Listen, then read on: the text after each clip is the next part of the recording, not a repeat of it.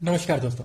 स्वागत है आपका टाइम लॉर्ड क्रिकेट में। मैं हूं साहिल और आज हम बात करेंगे दिल्ली कैपिटल्स और सनराइजर्स हैदराबाद का मैच जो कि होने वाला है अबू धाबी में।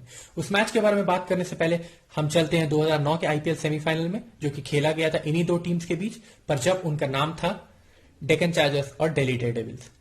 उस मैच की खास बात यह थी कि एडम गिलक्रिस्ट ने 35 गेंदों में 85 रनों की धुआंधार पारी खेली थी और दिल्ली डेयरडेविल्स को आईपीएल से बाहर किया था। लेकिन उस मैच का एक और यादगार स्पेल जो मुझे याद है वो ये है कि अमित मिश्रा ने उस मैच में 4 ओवर्स में 19 रन देके 3 विकेट लिए थे, जो कि काबिले तारीफ है। और उन्होंने उस मैच में एडम गिलक्रिस्ट का विकेट भी चटकाया था। यह मैच आईपीएल के दृष्टिकोण से भी बहुत महत्वपूर्ण था, क्योंकि इस मैच के बाद ही लोगों का यह मानना था कि आईपीएल का जो नॉकआउट फॉर्मेट है वो टीम्स के लिए थोड़ा सा अनफेयर है, स्पेशली टॉप टीम्स के लिए। क्योंकि आप 14 मैच खेल के आते हैं, आप कंसिस्टेंटली अच्छा परफॉर्म करते हैं और आपका एक दिन खराब होता है और आप आईपीएल से बाहर हो जाते हैं। और इसी के बाद हमने देखा कि 2011 से प्लेऑफ्स की शुरुआत हुई। जो दूसरा यादगार मुकाबला था वो पिछले साल खेला गया था विशाखापट्टनम में, जो कि एलिमिनेटर था। बहुत ही महत्वपूर्ण मुकाबला। सनराइजर्स हैदराबाद ने 160 रन बनाए थे और ऐसा लग रहा था कि दिल्ली कैपिटल्स शायद ये स्कोर चेज नहीं कर पाएंगे। लेकिन फिर हमने देखा भारतीय क्रिकेट के उभरते सितारे ऋषभ पंत, उन्होंने 21 गेंदों में 49 रन बना के दिल्ली कैपिटल्स को क्वालिफाई टू में पहुंचाया। चलिए अब हम बात करते हैं आज के मैच की। आज के मैच का सबसे बड़ा टॉकिंग पॉइंट है डेविड वार्नर का फॉर्म।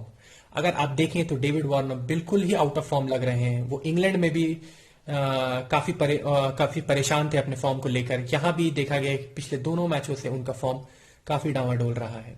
तो इस दृष्टिकोण से अगर हम सनराइजर्स हैदराबाद का प्लेऑफ कंटेंशन की अभी काफी जल्दबाजी हो जाएगी बात करने की, लेकिन फिर भी अगर आप देखें उनका मिडिल ऑर्डर जो कि बहुत ज्यादा इनएक्सपीरियंस है, तो उस लिहाज से डेविड वार्नर का फॉर्म में आना बहुत ही जरूरी है अगर सनराइजर्स हैदराबाद प्लेऑफ कंटेंशन में रहना चाहते हैं। सेकेंड टॉकिंग पॉइंट है कि क्या उस मिडिल ऑर्डर में केन विलियमसन को जगह मिलनी चाहिए। तो अगर आप एक आइडियल सिनेरियो पूछे तो केन विलियमसन को जरूर खिलाना चाहिए, लेकिन 4 ओवरसीज प्लेयर्स होने के कारण केन विलियमसन केवल मोहम्मद नबी की जगह आ सकते हैं और मोहम्मद नबी को ड्रॉप किया जा सकता है। लेकिन मैं कुछ आंकड़े आपकी तरफ आकर्षित करना चाहूंगा मोहम्मद नबी के। उनकी पावर प्ले की जो बॉलिंग है, उन्होंने अभी तक आईपीएल में 7 विकेट लिए हैं। अपनी 40% बॉलिंग उन्होंने पावर प्ले में करी है और उनका इकोनॉमी रेट रहा है सिर्फ 6 रन, अंडर 6, जो कि बहुत ही काबिल तारीफ है। और अगर आप सनराइजर्स हैदराबाद की ओवरऑल बॉलिंग देखें तो उनके पेसर्स, जैसे कि हमने बात करी है, उतने इफेक्टिव अभी तक साबित नहीं हुए हैं। उनके स्पिनर्स में रशीद खान पर बहुत ज्यादा प्रेशर है परफॉर्म करने का, क्योंकि वो इकलौते विकेट टेकिंग ऑप्शन है उस टीम के। और तो इस लिहाज से अगर आप दिल्ली कैपिटल्स को देखें, उनमें शुरुआत के टॉप और मिडिल ऑर्डर में 3 लेफ्ट हैंडर्स हैं देखा जाए तो, शिमरॉन हेटमायर, शिखर धवन और ऋषभ पंत। तो अगर मोहम्मद नबी को आज खिलाया नहीं जाता है तो उनके पास दिल्ली कैपिटल्स को रोकने के लिए ज्यादा कोई ऑप्शंस है नहीं। तो इसीलिए मुझे लगता है कि आज मोहम्मद नबी को जरूर खिलाया जाना चाहिए और उनसे जरूर पावर में भी बॉलिंग करवाई जानी चाहिए, क्योंकि दिल्ली कैपिटल्स की बैटिंग काफी स्ट्रांग है। एक के बाद एक उनका इंडियन कंटिजेंट भी स्ट्रांग है और शिमरॉन हेटमायर और मार्कस स्टोइनिस को अगर देखा जाए तो वो धुआंधार बल्लेबाजी कर सकते हैं। नेक्स्ट टॉकिंग पॉइंट हम आते हैं एक की कंटेस्ट जो कि मैं देखना चाहता हूं, वो है मनीष पांडे और अक्षर पटेल का। अगर आप देखेंगे तो अक्षर पटेल ने 53 गेंदें डाली है मनीष पांडे को और मनीष पांडे ने सिर्फ 34 रन बनाए हैं अपने आईपीएल कैरियर में अक्षर पटेल की बॉलिंग पर, जिसमें से अक्षर पटेल ने उन्हें 2 बार आउट भी किया है। तो इस लिहाज से आप ये कह सकते हैं कि अक्षर पटेल के पास मनीष पांडे का नंबर है। और दिल्ली कैपिटल्स को ये बात पता है कि जो उनके टॉप 3 हैं सनराइजर्स हैदराबाद के, वो बहुत ज्यादा महत्वपूर्ण है सनराइजर्स हैदराबाद के लिए। अगर सनराइजर्स हैदराबाद को एक लंबा स्कोर बनाना है, बड़ा स्कोर बनाना है, तो उनको उन तीनों में से किसी एक को लंबी पारी खेलनी आवश्यक है। तो इस लिहाज से मुझे लगता है कि अक्षर पटेल बहुत ही आप जल्द देखेंगे कि अक्षर पटेल बॉलिंग करने आएंगे अगर बेयस्टो या वार्नर में आउट होते हैं और मनीष पांडे बैटिंग करने आते हैं। एक और चीज दिल्ली कैपिटल्स को जो याद रखनी होगी वो ये है कि डेविड वार्नर ऐसी पारी खेल सकते हैं, and for that matter Bairstow also, कि जो मैच दिल्ली कैपिटल्स से बहुत दूर ले जा सकते हैं।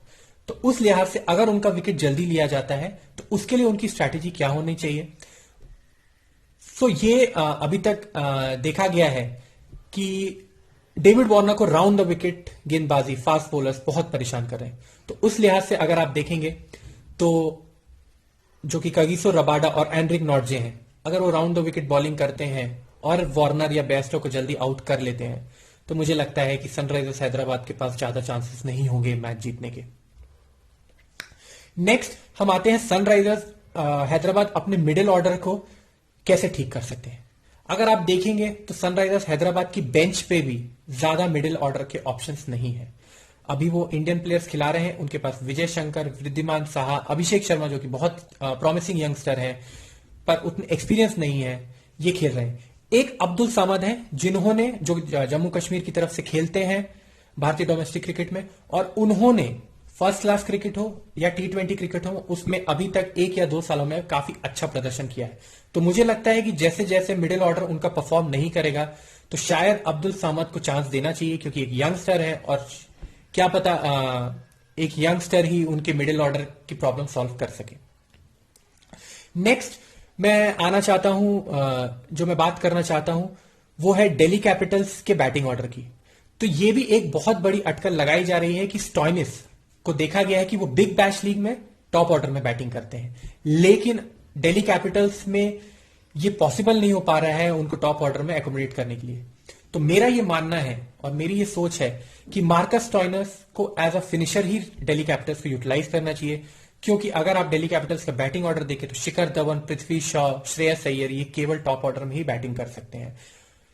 तो इसलिए मार्कस स्टॉइनिस एक काफी अच्छे एडिशन है दिल्ली कैपिटल्स के लिए और उनको मिडिल ऑर्डर में ही या एज अ फिनिशर ही एक रोल प्ले करना चाहिए। नेक्स्ट हम आ जाते हैं सनराइजर्स हैदराबाद का, जो मैंने जस्ट एक पॉइंट मैं ऐड करना चाहूंगा कि मुझे ऐसा लगता है कि सनराइजर्स हैदराबाद ने आधा आईपीएल अपने ऑक्शन में ही वो आधा आईपीएल ऑक्शन में ही हार गए थे, क्योंकि उनके पास जो ओवरसीज प्लेयर्स का कंटीजेंट है वो भी बहुत ज्यादा स्ट्रांग नहीं लग रहा है, स्पेशली बेंच। उनके जो प्लेइंग 11 में है, इफ यू कंसिडर विलियमसन तो उनके पास है Bairstow, Warner, Nabi, Rashid, but अगर आप वैसे देखें तो फेबियन एलन है और जेसन होल्डर हैं, जो कि मुझे नहीं लगता है कि उतने कारगर साबित हो सकते हैं इस आईपीएल में। अब नेक्स्ट हम बात करते हैं ड्रीम 11 आईपीएल या टीम 11 या फिर जो फैंटेसी लीग्स आजकल पॉपुलर है, उसमें आपको किन प्लेयर्स को चुनना है। मेरे हिसाब से आज के मैच में मुझे ऐसा लगता है कि ऋषभ पंत को आपकी टीम में जरूर होना चाहिए। ऋषभ पंत ने पिछले 2 मैचों से अभी एक स्टैट ये भी सामने आया था कि शायद 50 से 60 बॉल वो खेल चुके हैं अभी इस साल और उन्होंने एक भी छक्का नहीं मारा है। और ऋषभ पंत को हम जानते हैं एक बहुत ही धुआंधार बल्लेबाज है, और अगर उनको भी ये पता होगा कि उनका फॉर्म उतना अच्छा नहीं रहा है अभी पिछले कुछ टाइम से, तो मैं एक्सपेक्ट कर रहा हूं कि आज ऋषभ पंत एक बहुत ही अच्छी पारी खेल सकते हैं।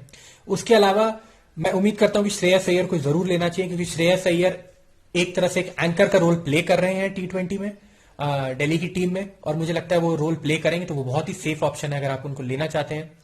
इसके अलावा वार्नर का फॉर्म काफी खराब है, लेकिन मैं चाहूंगा कि सनराइजर्स हैदराबाद की तरफ से डेविड वार्नर, राशिद खान और मोहम्मद नबी आपकी टीम में जरूर होने चाहिए। मोहम्मद नबी को अगर ड्रॉप किया जाता है तो आप केन विलियमसन को खिला सकते हैं, क्योंकि केन विलियमसन अगेन एक एंकर का रोल प्ले करेंगे अगर सनराइजर्स हैदराबाद के जल्दी विकेट गिरते हैं, तो ये आपके पास ऑप्शन हो सकते हैं। और उसके अलावा दिल्ली कैपिटल्स की बॉलिंग की बात की जाए तो मैं समझूंगा कि कगिसो रबाडा और अमित मिश्रा को अगर लिया जाएगा तो वो बिल्कुल, कगिसो रबाडा बहुत ही इकोनॉमिकल बॉलिंग कर रहे हैं। कगिसो रबाडा को अभी तक मैंने नहीं देखा है कि कोई भी बैट्समैन ने बहुत ही बुरी तरह उनको मारा हो, या उनके 4 ओवर में उन्होंने बहुत ज्यादा 45-50 रन दिए हो। 1 या 2 मैच में ऐसा हो सकता है, लेकिन वो बहुत ही कंसिस्टेंट परफॉर्मर रहे हैं और अभी वो आप कह सकते हैं कि पर्पल कैप के प्रबल दावेदार हैं। नेक्स्ट हम आ जाते हैं आज के मैच की प्रिडिक्शन के बारे में। तो आज के मैच का अगर आप ऑन पेपर देखेंगे तो दिल्ली कैपिटल्स की टीम बहुत ज्यादा बैलेंस लग रही है, चाहे आप बैटिंग देख लीजिए, मिडिल ऑर्डर देख लीजिए, या फिर उनकी डेथ बॉलिंग में रबाडा है, बीच में अमित मिश्रा जैसे विकेट टेकिंग ऑप्शन है। तो मुझे लगता है कि सनराइजर्स हैदराबाद के लिए बहुत ही मुश्किल होगा ये मैच। पर हाँ, अगर डेविड वार्नर और जॉनी बेस्टो, मुझे एक मैच याद है आरसीबी का जिनमें दोनों ने शतक लगाए थे और एक बहुत ही अच्छी पार्टनरशिप करी थी, तो अगर वैसा कुछ वार्नर और बेस्टो कर सकते हैं तो शायद सनराइजर्स हैदराबाद के पास अच्छा मौका रहेगा, वरना मुझे ऐसा लग रहा है कि आज दिल्ली कैपिटल्स का पलड़ा भारी है। Thank you.